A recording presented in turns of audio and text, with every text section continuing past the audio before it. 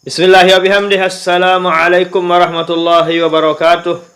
Alhamdulillahirabbil alamin. Puji syukur kita kehadirat Allah Subhanahu wa taala. Mari kita selalu membaca salawat kepada Nabi besar kita Nabi Muhammad sallallahu alaihi wasallam. Allahumma aslih ummat Muhammadin sallallahu alaihi wasallam wa farrij an ummati Muhammadin sallallahu alaihi wasallam. Warham ummat Muhammadin sallallahu alaihi wasallam wansur wahfaz ayyid nahdlatal watan fil alamin bihaqqi Muhammad sallallahu alaihi wasallam. Amin ya rabbal alamin. Amma ba'du. Sebagai wujud nyata bukti kesyukuran kita kepada nikmat Allah yang luar biasa, yaitu nikmat kemerdekaan, baiklah pada kesempatan ini kita berbagi kepada saudara-saudari kita, kepada para santri-santriwati kita tentang kepahlawanan daripada guru besar kita Al-Maghfurlah Bapak Maulana Syekh. Maklum momennya pada saat-saat ini adalah yaitu 17 Agustus, di mana 17 Agustus merupakan hari kemerdekaan bagi negara kita tercinta Republik Indonesia. Al-Maghfurlah Bapak Maulana Syekh, guru besar kita, tentu beliau tidak luput. Beliau sangat berjasa bagi kemerdekaan kita Republik Indonesia ini. Tidak kita ingkari, tidak ada yang mengingkari tentang perjuangan beliau untuk meraih kemerdekaan kita di Indonesia ini, baik secara nyata maupun yang tidak nyata. Baik perjuangan beliau dengan senjata maupun dengan doa.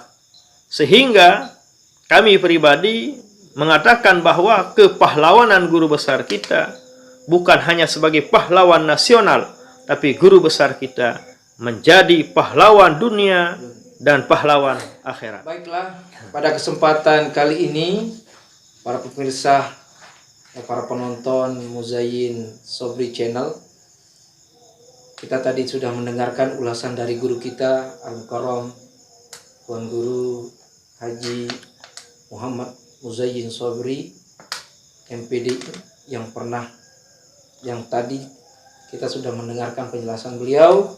Namun selanjutnya tentunya kami akan mendalami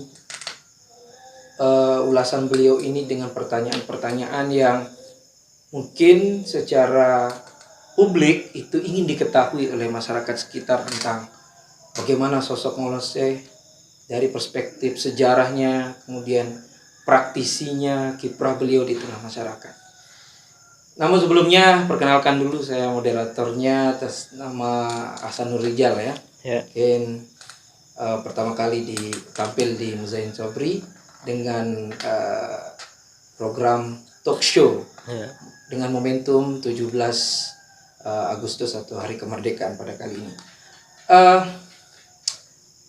Pertanyaan pertama nih Ki Abah, mengenai mungkin Abah nih yang panggil Abah karena beliau juga guru guru saya di Ma'had, kemudian guru saya juga ya di Muzakarah yang beliau kembangkan.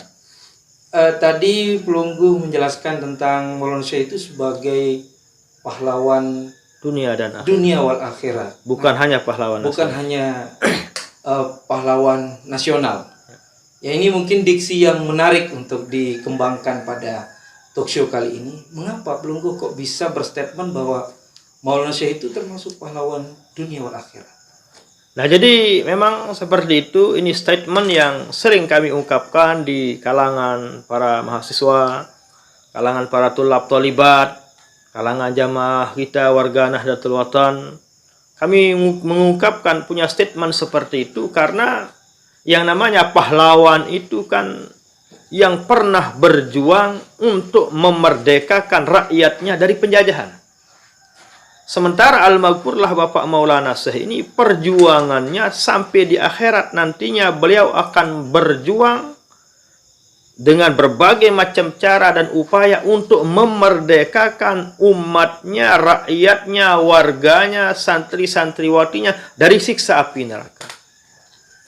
Sebagai buktinya, sebagai faktanya yang sampai saat ini, sebagai bukti perjuangan beliau untuk memerdekakan rakyatnya, warganya dari siksa api neraka di akhirat, sebagai bukti kepahlawanan beliau di akhirat nantinya adalah dengan beliau membuka pondok pesantren, mendirikan organisasi yang namanya Nahdlatul Wathon, dengan membuka majelis-majelis taklim, pondok pesantren di setiap dusun dan dasan. Itu adalah sebagai fakta, sebagai bukti bahwa beliau itu ingin memerdekakan warganya, rakyatnya, jamaahnya, santri-santriwatinya dari siksa api neraka nanti di akhirat. Di dunia ini alhamdulillah beliau tidak diragukan lagi perjuangan beliau untuk merebut kemerdekaan. Tidak mungkinlah pemerintah kita menjadikan beliau sebagai pahlawan nasional tanpa bukti, fakta, dan data. Tidak mungkin itu. Kita wajib berhusnuzon kepada pemerintah kita. Jangan sama sekali yang namanya ada perasaan suuzon kepada pemerintah kita. Pemerintah kita tidak mungkin memberikan gelar pahlawan nasional kepada beliau tanpa ada bukti, fakta, dan data yang real.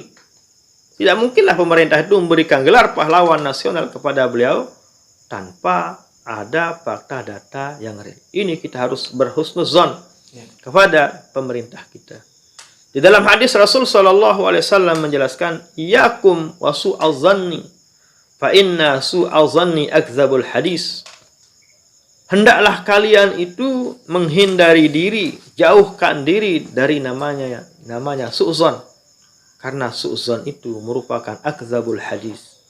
Cerita, berita, ucapan, tutur kata yang sangat akzab, yang sangat dusta di atas dunia ini. Jadi wajarlah Rasul SAW melarang kita yang namanya su'zon. Nah, apalagi su'zon kepada pemerintah kita yang wajib harus kita taati. Wa ulil amri minkum. Perintah Allah dalam Al-Quran, kita wajib pertama kali taat kepada Allah, atiullah wa atiur Rasul, wa ulil amri minkum. Sampai Al-Quran sendiri menyebut sampai Allah di dalam Al-Quran menyebut kewajiban ketaatannya kita yang ketiga adalah kepada pemerintah kita. Lalu, apakah kita akan su'zon begitu saja kepada pemerintah kita? Tentu tidak boleh. Nah, dari itulah fakta, data, yang membuktikan tentang kepahlawanan beliau yang kita tidak ragukan lagi adalah fakta dan data yang ada di pemerintah kita. Sementara kepahlawanan beliau di akhirat nantinya adalah melalui lembaga-lembaga yang beliau bangun, majelis-majelis dakwah yang beliau bangun, hizib-hizib karya-karya beliau yang beliau tulis, itu adalah sebagai bukti upaya usaha beliau agar para warganya, santri-santriwatinya mampu beliau merdekakan nanti dari siksa api neraka. Iya.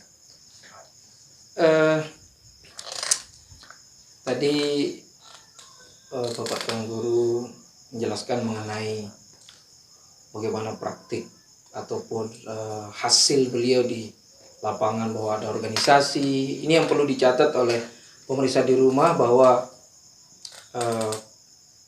apa yang sudah dihasilkan oleh manusia bukan hanya hasil orality, hanya ungkapan, tapi kenyataannya adalah pondok pesantren di mana-mana, ya.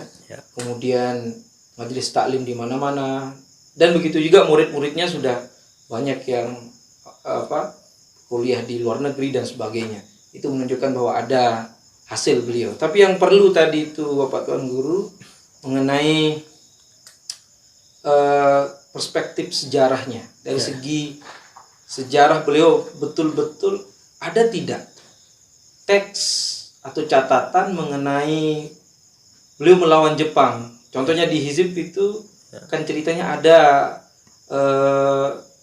pembukaan tentang bahwa beliau itu pernah hizib itu adalah untuk melindungi diri dari kejahatan Jepang dan sebagainya. Bagaimana tentang itu? Ya, memang sering disampaikan oleh pahlawan nasional kita, guru besar kita, Al-Makfurlah Bapak Maulana Syekh, bahwa di Indonesia ini 80% pondok pesantren gulung tikar karena keganasan Nippon pada waktu itu.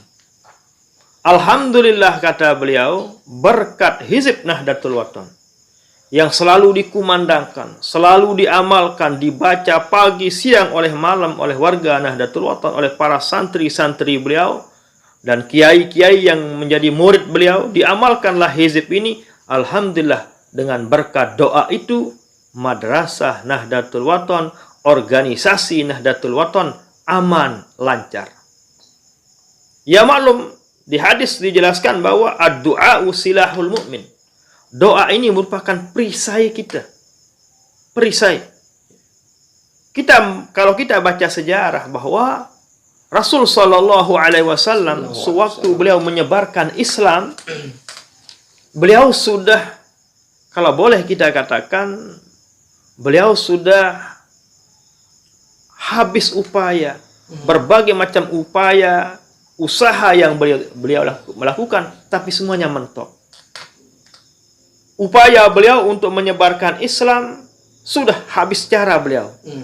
Jadi bahasanya mungkin terlalu kasar kalau kita katakan hampir putus asa. Atau multi strategi. Multi strategi yang beliau terapkan, tapi semuanya mentok. Tidak berhasil. Kenapa tidak berhasil? Semua yang beliau ajak selalu alasannya Umar. Tidak berani saya ikuti Anda Muhammad karena saya takut Umar. Kalau Umar tahu engkau datang ke tempat ini, mungkin Umar akan membunuh saya. Akhirnya Nabi memahami situasi kondisi seperti itu, sebab itulah beliau berdoa kepada Allah, Allahumma a'izzal islama bi umarain. Ya Allah, agungkan, jayakan, sebarkan Islam ini dengan engkau, ya Allah, masukkan Umar ini. Berkat doa Nabi, alhamdulillah, Sayyidina Umar bin Khattab masuklah Islam. Tatkala orang-orang yang diajak oleh Nabi, kafir Quraisy yang ada di Mekah, tahu Umar masuk Islam, semua mendeklarasikan dirinya menjadi orang yang beriman, mengikut kepada Nabi besar kita, Nabi Muhammad SAW. Yang kita garis bawahi dari cerita ini, inilah doa. Inilah yang namanya doa. Ayo kita ke Indonesia. Kita lari ke sejarah kita di Indonesia. Kita merdeka di Indonesia berkat doa para kiai-kiai ini. Kalau dari strategi, kalau dari segi fasilitas perang, jauh di bawah angin. Jauh langit dan jauh bumi. Cukup mungkin tugas kaum militer itu ya. Kaum militer. Dari segi militer aja, mereka persenjataan yang dia miliki sangatlah minim. Sementara penjajah, Masya Allah, luar biasa. Tapi alhamdulillah berkat doa para kiai dengan para santrinya, bom yang dilemparkan, bomnya tidak meledak. Modalnya hanya bambu runcing. Modalnya hanya keris kelewang, yang sederhana. Tapi alhamdulillah kita raih yang namanya kemerdekaan. Apa sebabnya? Itulah berkat doa para kiai. Nah, dari itulah makanya kita juga di Nahdlatul Wathon, alhamdulillah, madrasah kita, organisasi kita aman, tidak gulung tikar, berkat doa kita, yaitu Hizib Nahdlatul Wathon. Ini juga sebagai bukti fakta sejarah, wajarlah al-makurlah Bapak Maulana Syekh menjadi pahlawan nasional. Seperti yang saya katakan tadi, jangan ada su'zon. Inna zonna la yughni minal haqqi syai'a, firman Allah Subhanahu wa taala dalam Al-Qur'an. Sesungguhnya buruk sangka itu tidak akan pernah menyampaikan Anda kepada kebenaran. Iya, mantap. Kembali ke buruk sangka dan sebagainya. Agar kita tidak buruk sangka, kenapa beliau disebut sebagai pahlawan nasional? Ternyata kiprahnya luar biasa dan itu sudah terbukti di kalangan muridnya, kemudian seluruh dunia, terutama di Mekah Al-Mukarramah. Selanjutnya, ini yang menarik juga nih, kalau kita baca sejarah-sejarah kepahlawanan dan sebagainya, ya terutama yang familiar, yang terkenal di telinga kita, ya, dengan saudara seorganisasi seperti yang di Jawa di Nahdlatul Ulama, itu kan mereka ada lagu nasionalisme. Justru lagu nasionalisme untuk menumbuhkan apa namanya nih, semangat jiwa. Kira-kira di Nahdlatul Wathon apa lagu nasionalisme, dan kenapa saya lihat kok ada pakai menggunakan bahasa Arab? Menarik, ini menarik. Nahdlatul Wathon ini dan sebagainya. Bagaimana? Kita di Nahdlatul Wathon alhamdulillah kita juga punya lagu yang bersifat yang sebagai bukti bahwa warga NU adalah orangnya benar-benar nasionalis, yaitu lagu Ya Patah Sasak Bangsa Ya Patah Sasak di Indonesia. Ini adalah sebagai spirit, sebagai nyanyian, syair, lagu yang bisa memompa dan membakar semangat warga-warga Nahdlatul Wathon untuk mempertahankan negaranya, mempertahankan agamanya, sukunya juga suku Sasak. Al-Maghfurlah Bapak Maulana Syekh, kalau kita analisa, perhatikan lagu tersebut, beliau menghimbau, mengedukasi kepada santri-santriwatinya, haya ganu nasidana ya patah Sasak di Indonesia, hai semuanya, semua pemuda-pemuda. Beliau khitab adalah ya patah Sasak, mana semua pemuda-pemuda Sasak. Kalau kita analogikan kepada negara kita, seolah-olah itu adalah sebagai sumpah pemuda, sebagai penyatu, penyemangat agar pemuda yang ada di Indonesia agar benar-benar satu. Nah, kenapa? Karena kalau kita bercerai-berai, kita tidak kuat lah. Setelah kita maklumi dalam sejarah, setelah bersatunya para pemuda, sebab itu juga salah satunya kita meraih yang namanya kemerdekaan. Dari itulah Bapak Maulana Syekh sebagai lagu nasionalisnya beliau, di sana beliau pompa semangat para santri-santri beliau, ya patah Sasak di Indonesia. Silahkan semua pemuda-pemuda Sasak yang ada di Indonesia, mari kita apapun afiliasinya, mau itu, yang penting dia orang Sasak, yang penting dia warga Indonesia, beliau ajak, tapi beliau menggunakan bahasa Arab. Kenapa? Itulah mungkin strategi politik beliau pada saat itu.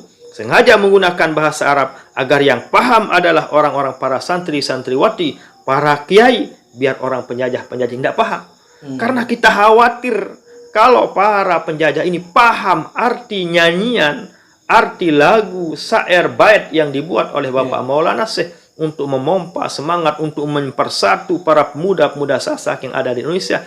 Orang Jepang mungkin akan melarang, diskriminasi, meneror dan sebagainya. Meneror. Makanya tidak kita heran juga di organisasi Nahdlatul Ulama yang merupakan kakak kandung kita. Nahdlatul Ulama ini kakak kandung kita. Karena Bapak Maulana Syekh dulu termasuk juga adalah warga Nahdlatul Ulama. Dan demikian juga Kiai Hasim Asy'ari Hadratus Syekh, Kiai Hasim Asy'ari adalah termasuk alumni Salatiyah juga dia. Jauh lebih dahulu dari Bapak Maulana Syekh. Jadi wajar kita katakan kalau NU adalah kakak kandung kita. Nah, di sana juga lagunya ya Lal Waton. Itu juga menggunakan bahasa Arab. Itulah strategi ulama pada waktu itu. Karena memang setiap ulama, setiap orang punya strategi, punya skill, punya cara masing-masing. Yang intinya bahwa kita di Nahdlatul Wathon juga punya lagu yang seperti yang saya katakan tadi, menggunakan bahasa Arab dengan alasan pertimbangan seperti yang tadi juga. Cukup luar biasa pemirsa. Semakin dingin, semakin menarik pembahasan kita ini, Pak Tuan Guru. Mungkin yang perlu kita potret kembali, kita respon ini mengenai sekarang ini kan mungkin dulu komunis NKRI, komunis memberedel NKRI. Nah sekarang bagaimana komunis, bukan komunis tetapi Muslim transnasional, jadi disebut dengan Muslim yang punya politik di luar. Dengan sebab itu banyak negara-negara Islam hancur dan sebagainya. Nah bagaimana Maulana Syekh dulu di zaman-zaman beliau itu menolak Wahabisme, paham radikalisme, paham Islamisme yang berlebihan, sehingga masyarakat tidak akur dan sebagainya. Kira-kira bagaimana? Setiap ulama bahkan dari sejak zaman-zaman dulu, sejak zaman Nabi Allah Adam sampai akhir zaman, selalu ada yang akan memusuhinya, selalu ada tantangannya. Dan itulah setiap ulama punya cara, beda, strategi masing-masing. Jadi di Nahdlatul Wathon setelah meraih kemerdekaan, tentu sudah strategi perjuangan beliau untuk menjaga NKRI ini, untuk menjaga keyakinan, keimanan, kepercayaan daripada santri-santri beliau dari ancaman paham-paham yang ada saat itu. Paham Ahmadiyah ada di zaman beliau, ada bahkan sampai sekarang ada, paham Wahabi ada, sehingga cara beliau untuk mengantisipasi hal-hal seperti itu, karena beliau sendiri pernah dituduh menjadi orang Wahabi dulu. Saat beliau membangun madrasah di Pancor dulu, saat membangun organisasi Nahdlatul Wathon ini, madrasah yang kita kenal adalah Darul Mujahidin dulu, saat itu beliau dituduh oleh orang-orang Pancor dulu dengan Wahabi. Ini orang Wahabi. Atau anti ini ya, Anti Ahlus Sunnah wal Jamaah. selain anti ahli sunnah, anti NKRI begitu. Anti NKRI. Sehingga kita sering diceritakan oleh guru besar kita dulu, pahlawan nasional kita di Lombok, bahwa sampai beliau itu tidak diberikan Jumatan di Desa Pancor. Sampai beliau Jumatan ke Labuhan Haji dulu. Iya. Karena tudingan itu, karena hanya mendirikan madrasah, dikira oleh orang-orang yang ada zaman itu, oleh kiai-kiai, sebagian ustaz, sebagian tokoh agama yang ada pada waktu itu, seolah-olah beliau dikirain membawa paham baru. Disangka Wahabi. Tatkala ada sangkaan seperti itu, datanglah sebagian tuan guru dari berbagai macam pelosok desa yang ada pada waktu itu. Kedatangan para kiai, para tuan guru yang ada pada waktu itu hanya untuk minta doa kepada Bapak Maulana Syekh Al-Mukarram, mohon doa kepada orang tua kami yang sudah meninggal dunia. Itu cara strategi kiai untuk menguji apakah pahamnya ini Wahabi atau tidak. Apakah pahamnya baru atau tidak. Akhirnya Bapak Maulana Syekh secara spontan langsung membacakan Al-Fatihah untuk ini orang tua kita meninggal dunia dan mendoakan orang yang meninggal dunia. Atas dasar itu para kiai-kiai tuan guru yang ada pada zaman itu tidak percaya, tidak merespon apa kata sebagian orang yang menuduh beliau sebagai paham Wahabi. Oh, berarti Syekh Zainuddin ini tuan guru Pancor ini tidak Wahabi, dia buktinya bacakan Fatihah kepada orang tua kita meninggal dunia. Iya. Dia mendoakan dan seterusnya. Terutama mendoakan negara ya. Mendoakan negara bahkan. Akhirnya singkat cerita, upaya beliau sangatlah banyak untuk menjaga keyakinan paham para santrinya, untuk menjaga NKRI ini tentu dengan doanya yang ada di Hizib Nahdlatul Wathon. Allahumma sholli ulatul muslimin ajmain wa fikunatu, banyaklah doa-doa yang ada di hizib kita yang mulia, yang nanjaya. Sudah kita tidak ragukan lagi. Dari penamaannya saja sudah Nahdlatul Wathon, yang harus bangkit, yang harus bergerak, yang harus kita jaga adalah negara kita. Karena kalau negara kita terjaga, negara kita bangkit, negara kita bergerak, otomatis agama juga akan ikut. Nauzubillah, summa nauzubillah. Demikian sebaliknya, apabila negara kita hancur binasa, nauzubillah, otomatis agama kita juga akan ikut seperti itu.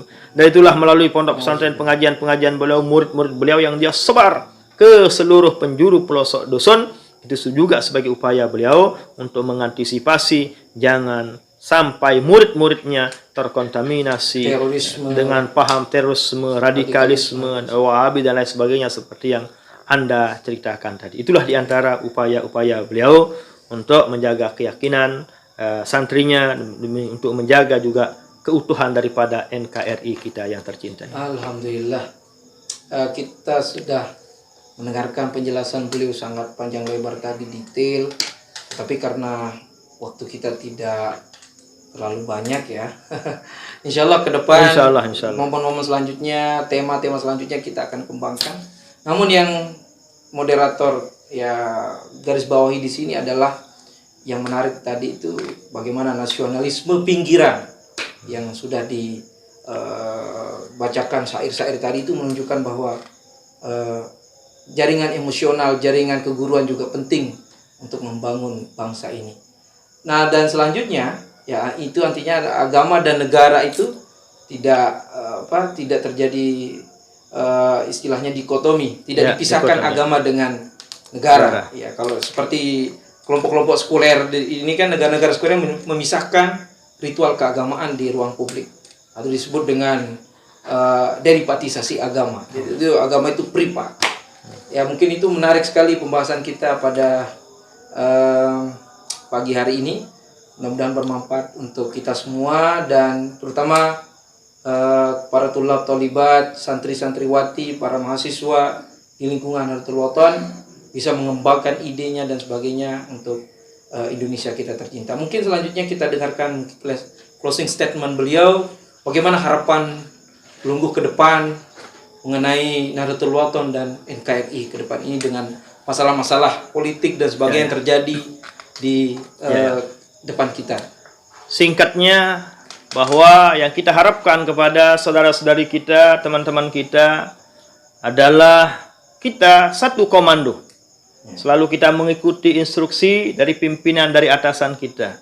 Karena negara ini akan hebat, organisasi akan hebat, siapapun dia baru akan hebat apabila dia mentaati atasannya. Bayangkan saja, andaikan warga Indonesia ini tidak mentaati instruksi pemerintahnya, ya hancur negara ini. Demikian juga di organisasi, apapun namanya organisasi, kalau dia tidak taat kepada atasannya, istilah kita harus kita sami'na wa ata'na kepada atasan kita. Demikian juga sebagai atasan harus bersifat ghufranaka, harus bersifat pemaaf. Bagaimanapun, apapun kesalahan-kesalahan yang ada di bawahan, ya harus bersifat ghufranaka, harus pemaaf. Karena di ayat itu ya sami'na wa ata'na ghufranaka. Setelah kita ditaati, setelah kita disami'na wa ata'na, harus juga kita punya sifat ghufranaka, harus kita punya sifat pemaaf. Karena bagaimanapun kita semua punya kekurangan, punya kesalahan. Dari itulah Allah sendiri Maha Pemaaf. Tidak ada salahnya kita sebagai pimpinan, kita sebagai orang beriman juga harus memaafkan saudara kita. Mudah-mudahan pertemuan kita pada hari ini bermanfaat. Amin ya rabbal alamin. Allahumma fiq wal hadi ila sabilir rasyad. Assalamualaikum warahmatullahi wabarakatuh. Mungkin terakhir kita langsung bilang merdeka, Tuan Guru ya. Ya. Merdeka.